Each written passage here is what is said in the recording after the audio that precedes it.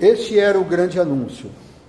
Deus cumpriu as suas promessas. Pedro se levantou e falou, interrompeu a programação da festa para dar esta notícia.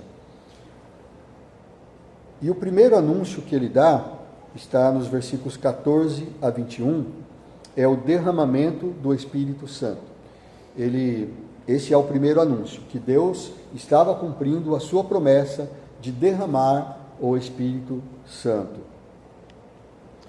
Então ele cita ali o profeta Joel, que fala que nos últimos dias Deus derramaria o Espírito Santo, e o Espírito Santo estaria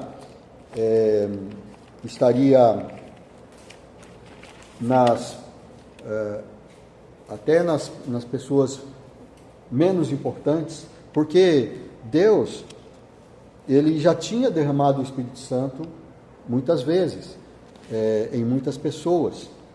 Por exemplo, no próprio Joel, que escreveu essas palavras, que estava registrado no Antigo Testamento, que eles já tinham lá.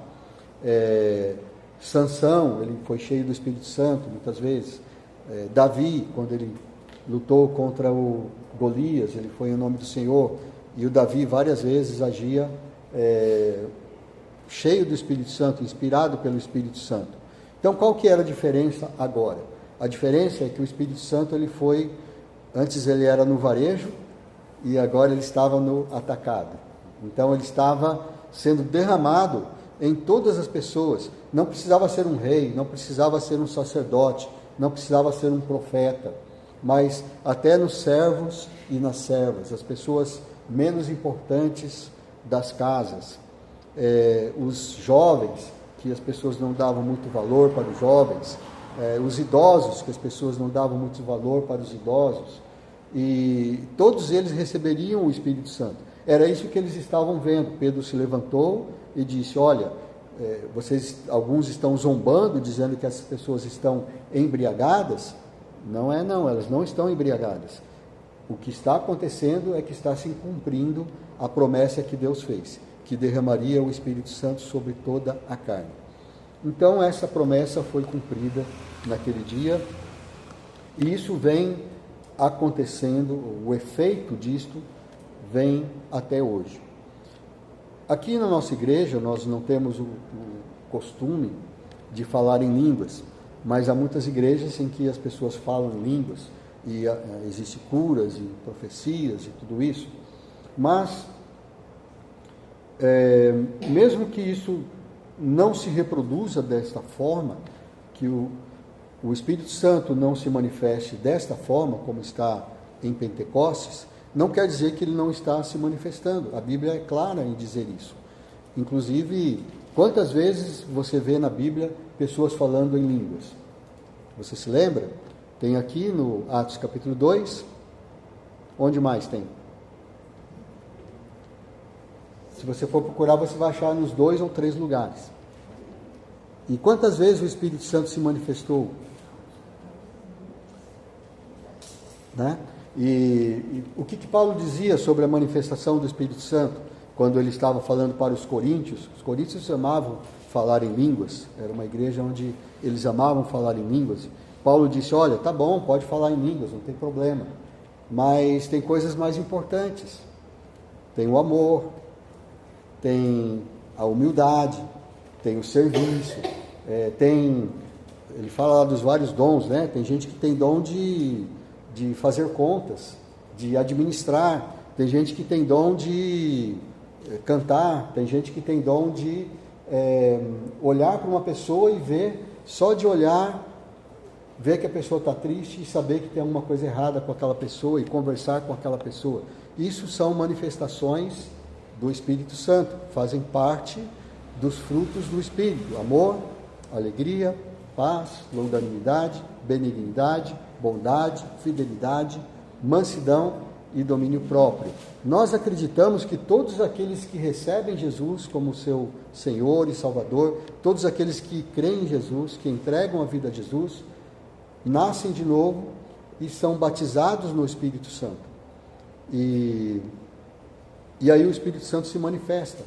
E isso tem acontecido, irmãos. Se nós hoje estamos aqui, Muitas vezes nós oramos, agradecemos a Deus, Deus, obrigado porque nós estamos num lugar, num país onde temos liberdade, nós podemos nos reunir com portas abertas, convidando pessoas para assistir os cultos, não tem perseguição, como há em outros países. Mas, se isso acontece, se o mundo é assim hoje, se tem hospitais, se tem obras sociais, se o mundo é como está hoje, se o mundo ainda está sobrevivendo, é porque o Espírito Santo foi derramado. E o Espírito Santo se manifesta através dos crentes em Jesus, daqueles que creem em Jesus, dos cristãos. Ou seja, enquanto a igreja, quando eu falo igreja, estou me referindo à igreja completa, né? Não é só a igreja bíblica, não é só outras igrejas, mas a igreja que existe no mundo, ou seja, composta daqueles que creem em Jesus. Enquanto a igreja está na terra, o Espírito Santo está na terra, dessa forma. Então essa que era a novidade, que foi cumprida. E você não conhece outro mundo, porque você já nasceu no mundo em que o Espírito Santo está habitando. Mas haverá um tempo, nós sabemos, a profecia diz, em que o Espírito Santo não vai estar desta forma mais aqui. Porque quando a igreja for arrebatada, quando Jesus voltar e levar a igreja, o que vai ficar? Quais pessoas vão ficar no mundo? Se ele vai levar a igreja, quem é que vai ficar? Os que não são da igreja, os que não são crentes, os que não creem em Jesus. Eles têm o Espírito Santo? Não. Onde vai estar o Espírito Santo? Em todos os lugares, como sempre, certo? O Espírito Santo é Deus. Deus está em todos os lugares. O Espírito Santo vai abandonar a terra? Não. Mas ele não vai estar mais presente da forma como está hoje. A Bíblia diz que onde 2 ou 3 estão reunidas em nome de Jesus, Jesus está ali. Como Jesus pode estar aqui, pode estar lá em Badibacite, pode estar lá em São Paulo, pode estar lá em Mirassol, ao mesmo tempo, através do Espírito Santo, porque Ele é Deus. Então, é assim que aconteceu, Deus cumpriu essa promessa, e não queira conhecer um mundo diferente, onde o Espírito Santo não está presente. Porque se você acha que o mundo hoje é um mundo cruel, é um mundo difícil, onde há guerras, onde há tristezas, onde há muito choro, imagina se o Espírito Santo não estivesse presente. Este então era um anúncio importante que Pedro estava dizendo. O derramamento do Espírito Santo, foi cumprida a promessa. Hoje está se cumprindo esta promessa. E o segundo anúncio que Pedro deu ali é que a promessa da ressurreição dos mortos havia se cumprido.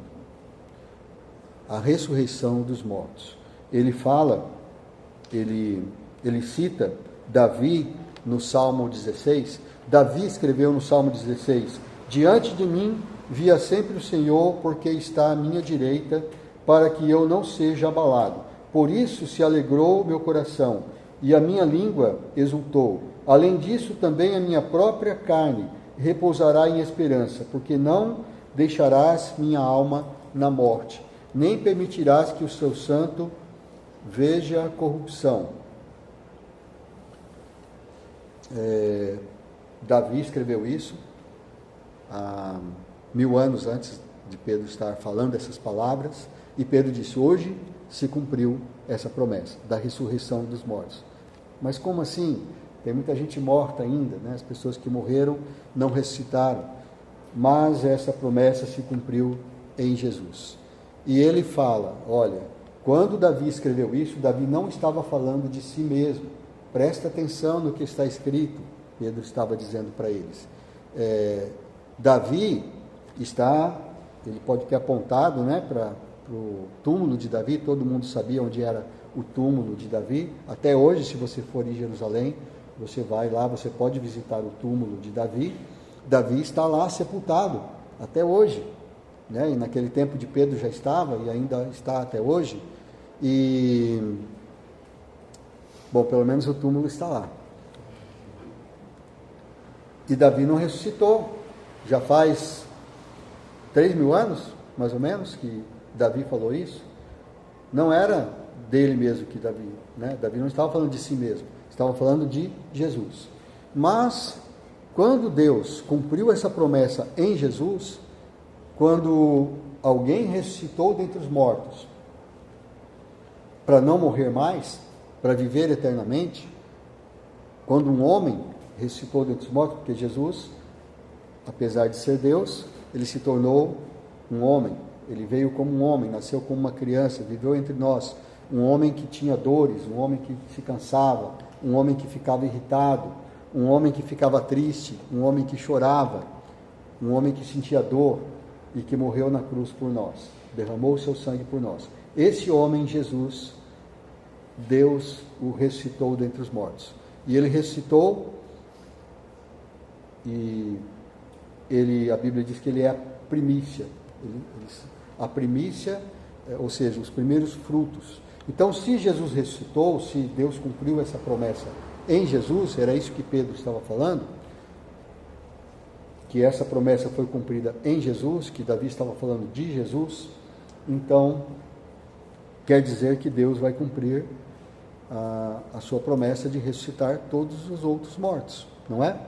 Todos aqueles que creem em Jesus, eles também vão ressuscitar.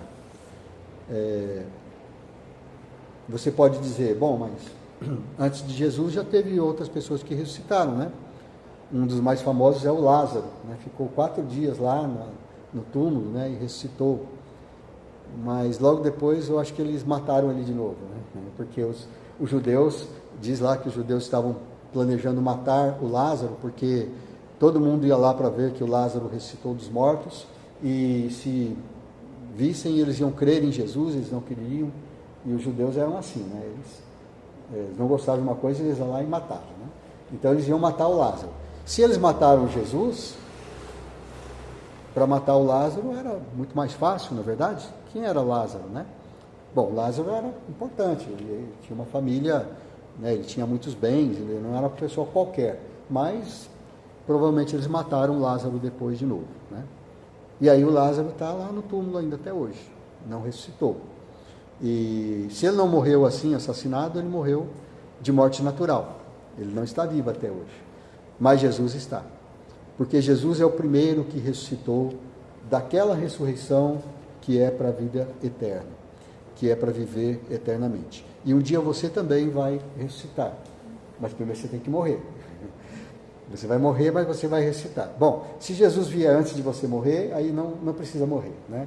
O Paulo falou que quando Jesus voltar, os que estiverem vivos, os crentes, né, aqueles que creem em Jesus estiverem vivos, eles vão ser arrebatados vivos. E só que os corpos deles serão transformados. Ele enfatiza isso. Você não vai ficar com o mesmo corpo. Se você acha que é muito bonito, né? E você fica lá penteando o cabelo, arrumando, né? Para ficar tudo jóia, né? Pode esquecer, você não vai com esse corpo, não. Vai ser um corpo glorificado. Mas vai ter a sua aparência, né? Acho que você vai ser mais bonito lá no céu. Acho que todos nós vamos ser mais, né? Vamos ser melhores, né? Mais bonitos, mas será um corpo diferente. Mas só Jesus ainda ressuscitou, até hoje. Mas a promessa foi cumprida. Deus ressuscitou Jesus, e o Pedro, ele disse, todos nós testemunhamos, todos nós que estamos aqui, aqueles que estavam falando em línguas, o próprio Pedro, todos os discípulos que estavam ali, disse, nós somos testemunhas de que Jesus ressuscitou dentre os mortos. Então há muitas testemunhas. E então essa promessa foi cumprida. E também todos, né, quando há um funeral, quando nós estamos diante, né, de uma pessoa querida que morreu, e nós estamos lá participando do funeral, nós sempre nos lembramos disso, né? Nós até colocamos lá o versículo que Jesus disse, como é aquele versículo que a gente sempre coloca? Quem vive e crê em mim, jamais morrerá. E todo aquele que vive e crê em mim, ainda que morrer, viverá eternamente, né? Então, é isso. E a gente sempre se lembra disso. Essa é a nossa esperança. E a nossa esperança, ela tem esta garantia, porque Jesus ressuscitou dentre os mortos. Deus cumpriu essa promessa. Este era o segundo anúncio. E o terceiro anúncio que Pedro queria dar ali, para aqueles que estavam participando da festa, que era mais importante do que a própria festa, era que o reino de Deus estava sendo estabelecido a partir daquele momento. Então, a promessa do estabelecimento do reino estava sendo cumprida. Pedro anunciou isso. Pedro disse que o reino de Deus estava sendo estabelecido, ou seja, que Cristo estava reinando.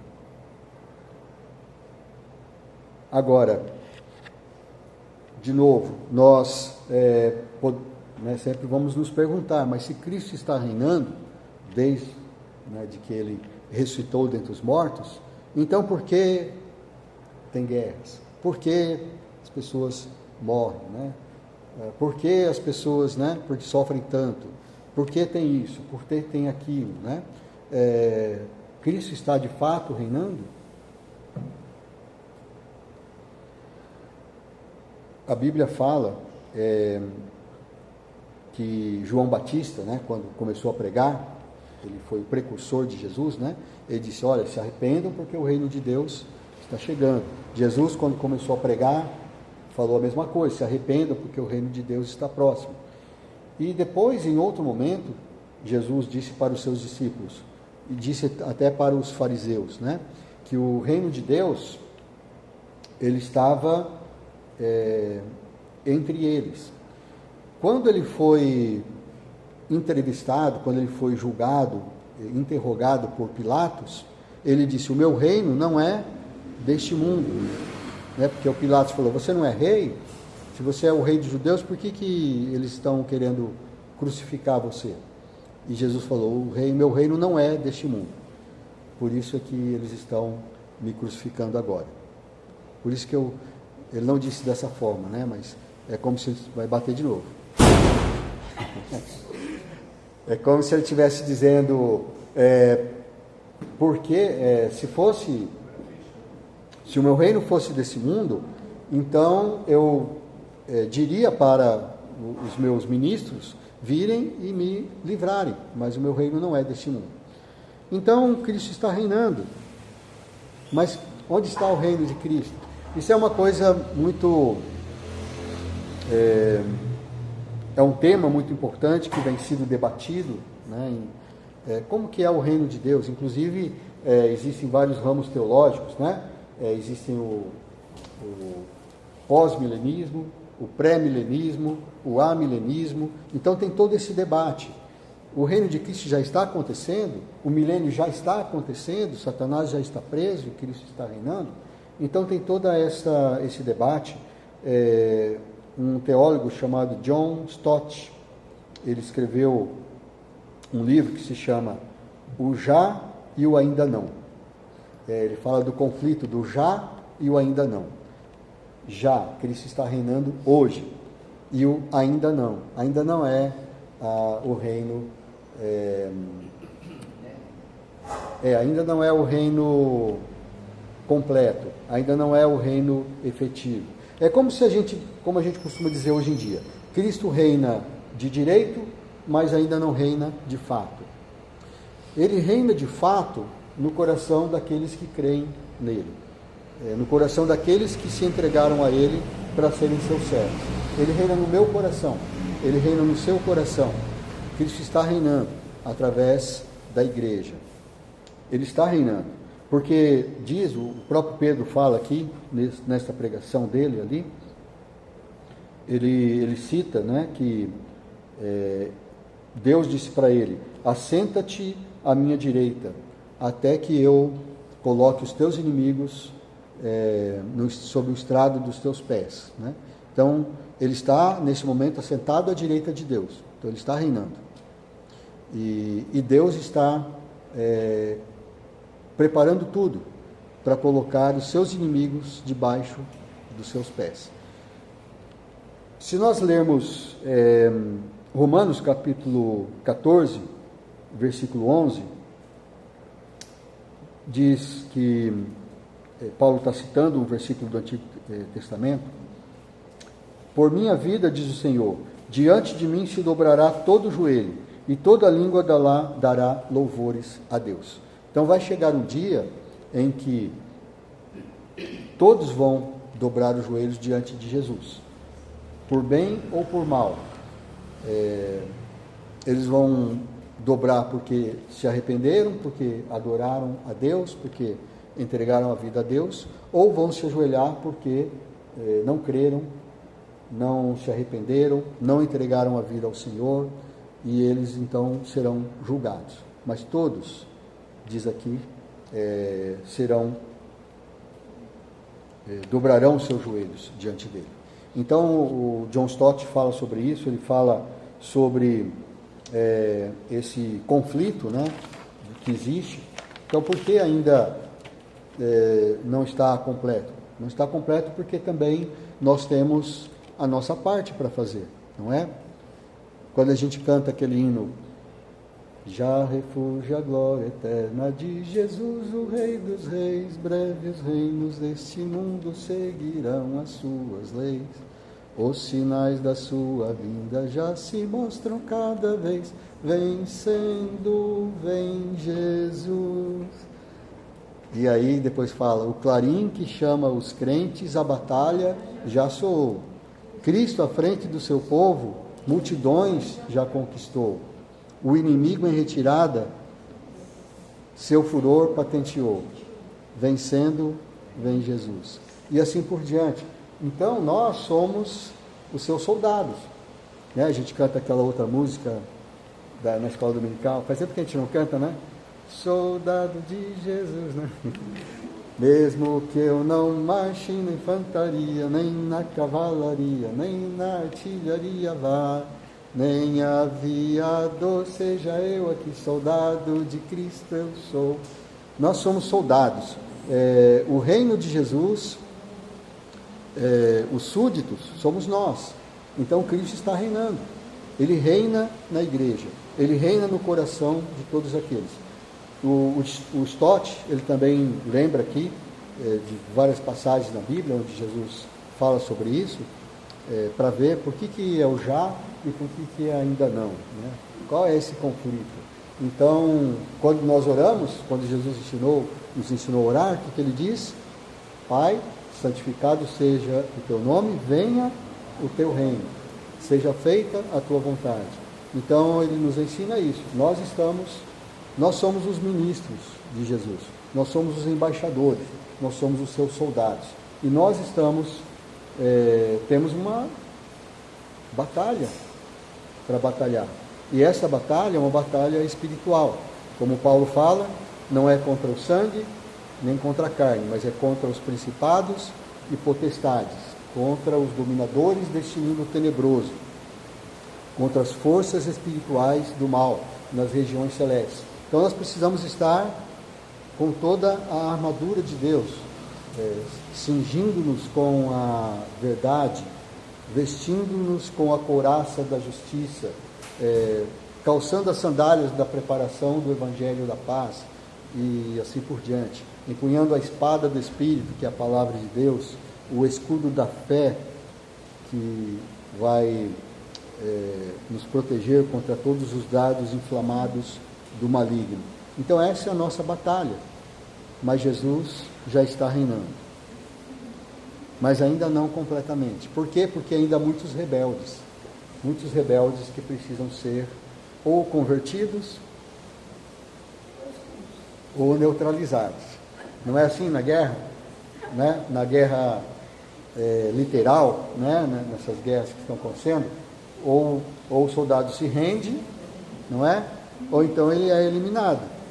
Então, Jesus está fazendo o seu trabalho, nós precisamos fazer o nosso. Mas não precisa eliminar ninguém não, tá? Se você falar de alguém, aceita Jesus, crê em Jesus, né? Ele ressuscitou, você precisa entregar a vida a Ele, porque senão você não vai para o céu. E a pessoa fala, não quero aceitar Jesus. Não vai eliminar ele não, tá? Deixa isso com Deus. Vai chegar o tempo certo, né? Quem sabe, né, um dia ele vai se converter. Pode ser que quando você fala... Quem sabe ele vai ser que nem o ladrão da cruz, né? No último momento, né? No último suspiro, como a gente fala, né? Mas quem não se converter, ele será subjugado. Todo joelho, né? Como diz lá em Romanos 14:11, né? Todo joelho diante de mim se dobrará todo o joelho, e toda língua dará louvores a Deus. Toda língua confessará que Jesus é o Senhor. Então, foi isso que Pedro fez. Ele parou ali, parou tudo na festa, ele anunciou que a promessa de Deus, as promessas de Deus estavam se cumprindo, que o Espírito Santo foi derramado sobre toda a carne, que a ressurreição dos mortos havia se cumprido em Jesus Cristo primeiramente, e depois ainda se cumprirá em todos aqueles que creem. E, bom, até os que não creem serão ressuscitados. A gente aprendeu isso na escola dominical, em Apocalipse. Todos vão ressuscitar, só que uns vão ressuscitar para a vida eterna e outros para a morte e o terror eterno. Então isso vai se cumprir, mas já foi cumprido em Jesus, né, a ressurreição. E o estabelecimento do reino. Cristo reina. Cristo reina no seu coração. Que Ele possa reinar no seu coração, na sua mente, em tudo que você faz. Quando Jesus fala no Sermão do Monte, ele diz muitas coisas lá, ele proclama o reino, ele diz lá no final, buscai, pois, em primeiro lugar o seu reino e a sua justiça. E todas as outras coisas, todas essas coisas que é o que você está preocupado, como que eu vou fazer para comprar um carro, né? Como que eu vou fazer para comprar uma moto, como que eu vou fazer para pagar meus boletos, como que eu vou fazer para me tornar um empreendedor de sucesso, um profissional de sucesso, como que vai ser minha vida, né? Eu falo, não andem ansiosos por essas coisas. Dá preferência para buscar, em primeiro lugar, o reino de Deus e a sua justiça. E as outras coisas vão ser acrescentadas. Eu fui num consultório médico nesta semana e eu li um negócio interessante que estava escrito assim: faça o bem que o resto vem. Legal, né? Faça o bem que o resto vem. Eu acho que ele tirou da Bíblia. Não está escrito na Bíblia, mas podia estar escrito, né? Mas o que Jesus falou é justamente isso, né? Buscai, pois, em primeiro lugar, o seu reino, ou seja, o reino de Deus e a sua justiça. E todas essas coisas vos serão acrescentadas. Amém? Que sejamos assim, vamos confiar, porque Deus cumpriu as suas promessas. Essa notícia já foi dada. Agora a próxima é a volta de Jesus, né? Não sabemos quando, pode ser hoje ainda, né? A gente não sabe, mas que esse dia não nos pegue de surpresa, né? Que estejamos preparados com os nossos pecados confessados, entregando nossa vida ao Senhor. Amém? Deus nos abençoe.